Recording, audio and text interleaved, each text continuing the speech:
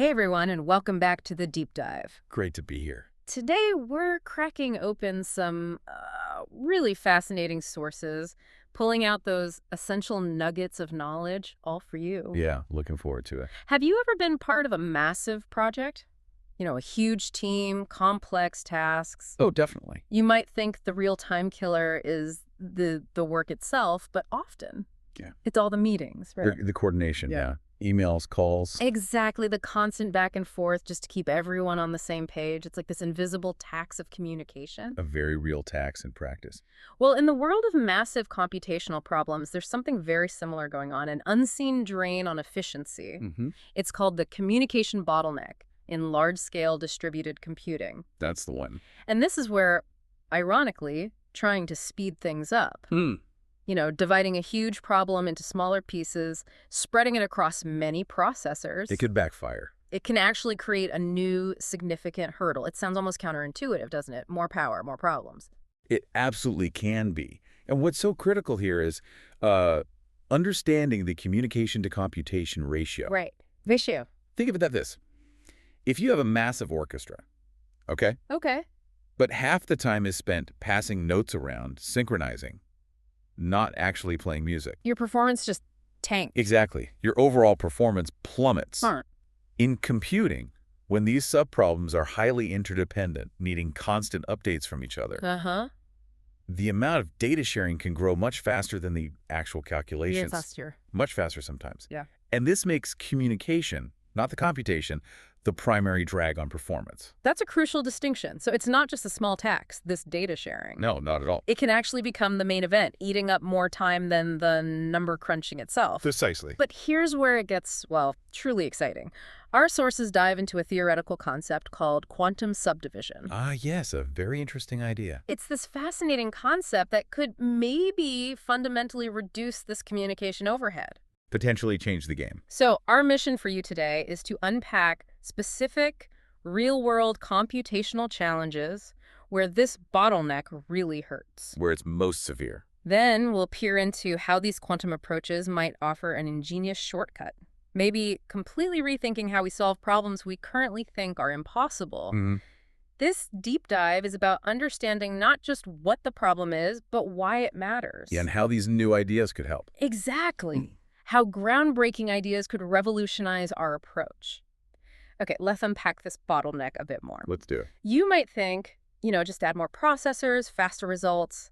Simple. The intuitive thought, yeah. But our source material highlights that for really large-scale problems, that's often not the case at all. It's more complex. The very act of parallelizing, of splitting the work up, can introduce this new kind of friction. Exactly. For these kinds of problems, the communication bottleneck often becomes a significant part, sometimes even the dominant part, of the overall time cost in distributed computing. Dominant, okay. The issue is particularly bad when those subproblems aren't independent, when they constantly rely on information from each other. Like that orchestra example. Precisely. That continuous synchronization and data transfer between processors. It can just overshadow the actual processing time. Bringing the whole thing to a crawl. Pretty much, yeah. So if classical communication is the culprit, creating these like digital traffic jams, what if we could fundamentally rethink communication itself? That's the core question. And that's where quantum subdivision steps onto the scene as a powerful theoretical concept anyway. It sounds incredibly futuristic, I know. It really does. But the potential gains, as our sources suggest, are, oh, they're huge. Truly immense. If we connect this to the bigger picture, quantum subdivision isn't just about making existing communication faster. Okay, not just speed. No, it's about potentially enabling entirely new ways for these subproblems to interact. Ah, okay, different interactions. Or even, and this is key, bypassing the need for classical communication altogether. Bypassing it. By directly leveraging quantum mechanical properties, it offers a promise of fundamentally rethinking how we manage information flow in these complex systems. Wow. Okay, all right, let's dive into some specific high-stakes examples where this communication bottleneck really bites. Good idea. Where does it hurt most? Our sources have actually provided a kind of ranked list showing us where quantum subdivision could offer the most profound breakthroughs. Okay, ranked. Let's hear it. First up, let's talk about large-scale graph problems. And networks. Yeah, these massive networks, think the intricate web of social media connections. Or the internet structure. Or finding the quickest route across a huge transportation system. Our sources called them notoriously communication intensive. They really are? So why are they such a headache for distributed systems? Well, it's because graph elements, the nodes, the connections, they're often spread out across many different processors, physically separate. Okay. So to perform calculations like, say, finding the shortest path between 2 points, a processor can't just work in isolation. Needs info from others. Constantly. It needs to constantly message pass with its neighbors, essentially sending little data packets, updates about its state, what it's found, even if those neighbors physically live on a different machine, maybe racks away in a data center. Right. Across the network fabric. Exactly. This constant exchange of information across processor boundaries becomes an enormous bottleneck. So the message passing itself is the traffic jam. That's a powerful analogy. It really is. It captures the problem well. Now, our sources point to quantum walk algorithms as a potential breakthrough here. Quantum walks, yes. Very different. Can you give us a sense of how that might fundamentally, I don't know, reroute this communication problem for someone analyzing a massive network, say, for logistics or complex relationships? Right. So quantum walk could fundamentally alter how we explore these problem spaces. You can think of it, a classical search as like sending out individual scouts one by one. Okay, one scout at a time. Each needing to report back, maybe to a central point. Then the next scout goes out. Very sequential, lots of reporting back. Got it. A quantum walk, however, uses superposition. It explores multiple paths simultaneously. Simultaneously, okay. Information about the network structure effectively kind of ripples through the system, almost as if the entire network is being probed at once. Whoa. This collapses many of those classical messages into potentially a single integrated quantum interaction. So it's not just faster communication. It's not just faster, it changes the nature of how data propagates. It makes the search inherently less reliant on that explicit, constant node-to-node chatter. Offering a massive theoretical speedup. A massive theoretical speedup, exactly. So we've seen how networks get tangled by communication. Now let's shift gears from abstract connections to something more visceral. Simulating fluids. Computational Fluid Dynamics, CFD. Yeah. From the huge sweep of global weather patterns. Crucial stuff. To the intricate flow of blood in our own bodies. These simulations are vital, right? For designing airplanes, discovering medicines. Absolutely essential in many fields. The technique often used here is called domain decomposition. Domain decomposition. Okay, break that down. It's a way to handle these really large simulations. You divide the physical space, say an airplane wing or chunk of the atmosphere, into a grid. Like a checkerboard. Sort of, yeah. Each processor handles a subgrid, a smaller section. Makes sense. Divide and conquer. But here's the catch. The fluid doesn't care about our neat computational boundaries. Haha, right.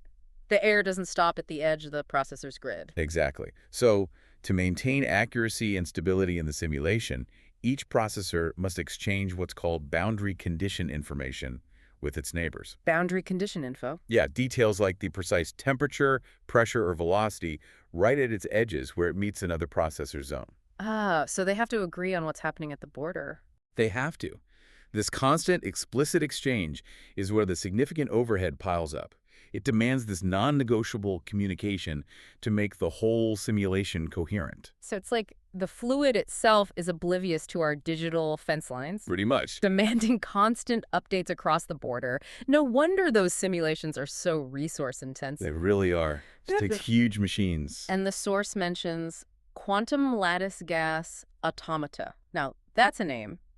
Sounds straight out of science fiction. It does sound cool, doesn't it? Can you demystify what that approach involves and how it might just sidestep this whole boundary issue? Okay, so a quantum lattice gas automata approach could simulate fluid dynamics at a much more fundamental level, like down near the quantum mechanical interactions of individual particles. Whoa, really fundamental. Really fundamental. And this means it might be able to naturally handle those boundary conditions within the quantum simulation itself. Instead of separate processors explicitly communicating the fluid state at their shared borders, the quantum interactions inherently model the continuity of the fluid across those conceptual divides. So it's baked into the quantum model. It's potentially baked in, yes. It's a conceptual shift from communicating about boundaries to intrinsically modeling them as part of the quantum evolution. Potentially bypassing the need for all that classical back and forth. Exactly.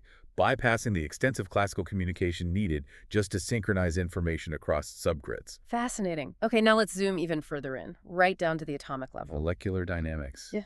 MD simulation. Molecular dynamics, simulating the movement of just vast numbers of atoms over time to understand material properties, chemical reactions. Vital for drug discovery, materials science. Huge areas. And it sounds like another problem just ripe for communication issues given how tiny everything is and how many things interact. It absolutely is a classic bottleneck case. The primary communication headache here comes from calculating the forces between atoms. The forces, okay. You see, atoms on one processor aren't just interacting with their immediate neighbors. They can influence and be influenced by atoms quite far away. Long-range forces? Exactly, long-range forces, even if those atoms are living on different processors in the simulation setup. Ah, so processor A needs to know about atoms way over on processor Z. Potentially, yes. And this requires a significant amount of data detailing positions, potential influences, to be constantly exchanged between processors. Just to accurately calculate these long-range forces. Correct. And that's a massive communication overhead in a distributed setup. It sounds like the very nature of these interactions, these forces between atoms, is where classical systems really struggle with the communication side. It's a fundamental challenge for classical parallelization, yes. So our sources highlight quantum simulation algorithms. How do these fundamentally change the game for understanding molecular dynamics compared to the classical distributed methods? Well, quantum simulation algorithms are.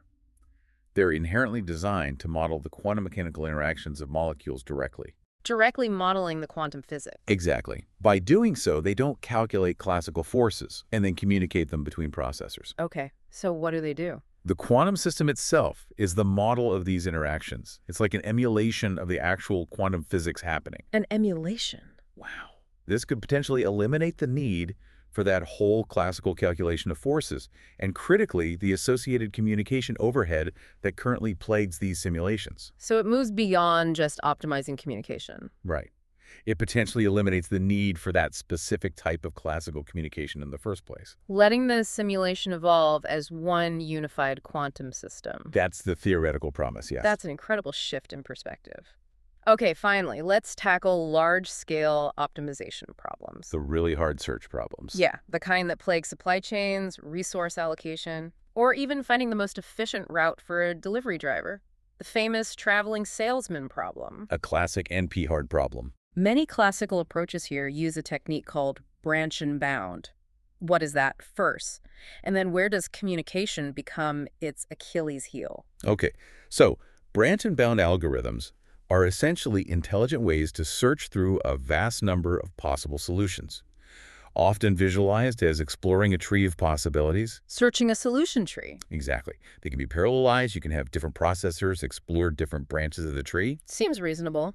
But the communication cost is substantial because processors need to constantly share information about the best solution found so far globally. Ah, okay. The current best. And also the bounds on subproblems they are exploring. Like, this branch can't possibly lead to anything better than the current best. Gotcha. This sharing is essential to prune the search space effectively. Pruning the tree.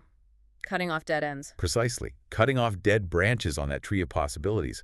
Without this constant coordination, this sharing of the global best and the bounds, efficiency just plummets. Because individual processors might waste huge amounts of time exploring branches that are already known somewhere else in the system to be inferior or dead ends. So the coordinated pruning is absolutely key. It's crucial for efficiency. And that coordination is the communication overhead. That's where it bites hard, yes. How then can quantum mechanics provide a breakthrough here? Our sources highlight Grover's algorithm and quantum annealing. Right, two well-known quantum approaches for search and optimization. These quantum algorithms could explore that vast solution space in an intrinsically highly parallel manner. Intrinsically parallel. With Grover's algorithm, for instance, you're not sequentially checking solutions one by one. You're leveraging quantum superposition to evaluate many possibilities simultaneously and then amplify the probability of finding the correct one, the optimal one. Okay. And quantum annealing. Quantum annealing works differently. It uses quantum mechanics to sort of settle into low-energy states. And these low-energy states correspond to good, hopefully optimal solutions to the problem. Finding the valleys in an energy landscape. A good analogy, yes. This fundamental shift in how the search is performed could dramatically reduce the need for constant classical communication. Why reduce the communication? Because the quantum state itself is exploring these possibilities in a way that's far more holistic. It's less reliant on explicit node-to-node progress updates to coordinate the search and prune the tree. So it's leveraging quantum parallelism to make the search itself inherently more efficient. Exactly, which in turn reduces the burden of classical coordination. So wrapping this up, what does all of this mean for you, the listener? Yeah, the big takeaway. We've seen that in these grand challenges of computation, the real enemy isn't always the raw calculating power itself. Sometimes it isn't, no. But the talking between the calculating units, the communication, from vast networks governing our digital lives to the intricate dance of atoms determining material properties. Yeah. Communication overhead is a critical limiting factor. Sometimes even more so than the raw processing speed available. Right. It can be the true ceiling. And if we connect this to the bigger picture, quantum subdivision, well, it's still largely theoretical. We should stress that. Still early days, yes. But it represents a profound paradigm shift. It's not just about incremental improvements to existing systems. It's not just faster wires. It's a different way of thinking. It's about fundamentally rethinking how information flows and is processed. And it offers the potential to unlock solutions to problems we currently deem intractable. Problems that are intractable, not because we lack raw computational power, maybe. But because of these deeply ingrained communication model nets. Exactly, because we can't coordinate the computation effectively at scale. Absolutely. And, well, as we push the boundaries of computing, it makes you wonder, what other invisible constraints might quantum approaches reveal? That's a great question. And how might overcoming them reshape not just technology, but maybe our very understanding of complexity itself? Deeper implications. Imagine a world where that friction of information exchange is dramatically reduced. What everyday challenges could be revolutionized if we could instantly share all necessary information between computational units, truly without overhead? A powerful thought experiment. Something to mull over until our next deep dive. Thanks for joining us. My pleasure.